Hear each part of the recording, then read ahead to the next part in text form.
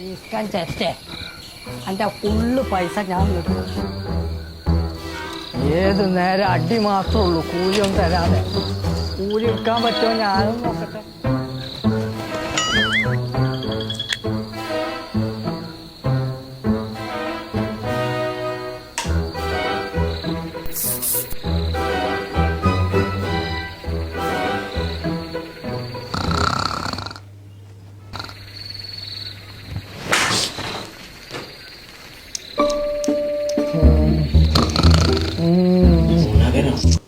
അനക്കെന്താ വരി കാര്യം?